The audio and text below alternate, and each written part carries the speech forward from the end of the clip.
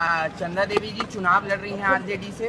कुछ जल्दी से खुशखबरी आप सबको दे दूंगा। ये उनको मनाना मेरे लिए बहुत कठिन हो रहा है और आज मैं 4 दिन से उनको मना ही रहा हूँ कि लड़ जाओ, क्योंकि मेरे बच्चे भी छोटे हैं तो उनको थोड़ा सा डर लग रहा है कि भाई इनका पढ़ाई लिखाई क्या होगा क्या नहीं। तो मैं भी लगा हूँ, काश मान जाती तो मेरा भी सपना पूरा हो जाता। आप भी है भैया चुनावी मैदान में? नहीं, मैं तो शुरू से चुनावी मैदान में नहीं था।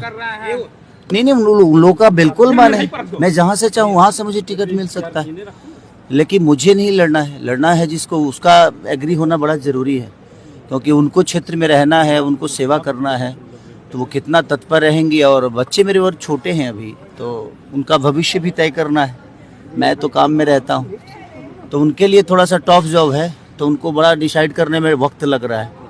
मैं 4 दिन से मना ही रहा हूँ, अभी तक मना रहा हूँ कि भाई अभी 2 दिन वक्त है, मान जाओ। मान जाओगी तो कुछ कर लेंगे भाई, आपका भी एक भविष्य हो जाएगा और सेवा का मौका मिल रहा है लोगों का, ये बहुत कम लोगों को मिलता है। और मेरे पास अपॉर्चुनिटी है जो उनको मिल रही है, लेकिन उनको शायद स्टार की बीवी ही कहलाना है, उनको नेता नहीं कहलाना है, शायद इसलिए वो अभी ना कर रही हैं। और बच्चों से लगाव है और छोटे हैं तो उनका भी एक इमोशन है, एक माता होने के नाते। तभी देख रहा हूँ, अगर आज अगर मान गई, कल मान गई, तो फिर मुझे आज ही शाम को निकलना है मुंबई, क्योंकि मेरा अर्जेंट एक काम था घर का कुछ, उसके लिए मैं आया। तो सब कुछ फाइनली है, बस उनका एग्री होना मेरे लिए बहुत मायने रखता है। बाकी हाँ, उनका एग्री थोड़ा सा मेरे लिए मुसीबत है कि मैं अपने पत्नी का बात सुनता भी हूँ, क्योंकि मैं एक राम की तरह चाहता हूँ, नहीं सुनूंगा तो रावण बन जाऊंगा। इसीलिए चाहता हूँ कि भाई मेरी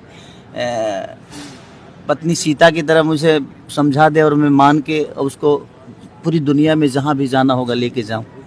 तो कोशिश ये है, बट थोड़ी सी मैं उनसे जोर ज़बरदस्ती भी नहीं करता, क्योंकि उनका अपना इच्छा पहले होना बड़ा ज़रूरी है।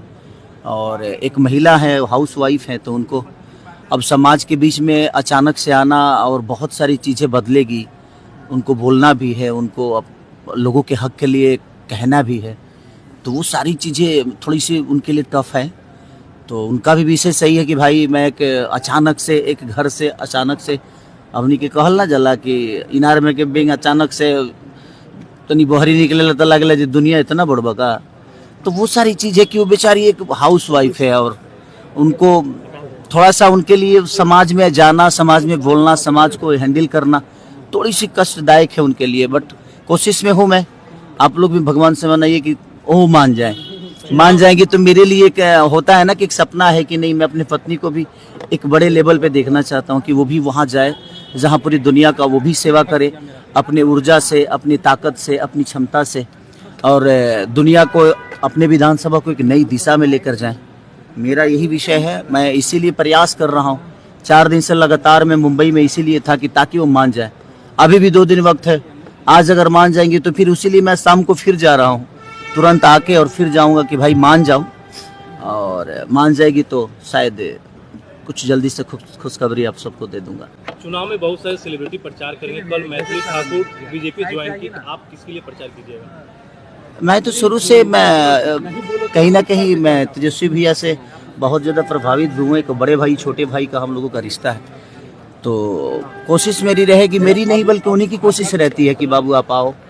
और उनके बातों को मैं कभी काटता नहीं, जिसको मैं मानता हूँ उसको दिल से मानता हूँ। तो प्रयास यही है कि मैं उनको भरपूर जिताने की कोशिश करूँ और ज़्यादा से ज़्यादा सीट लाने की कोशिश करूँ।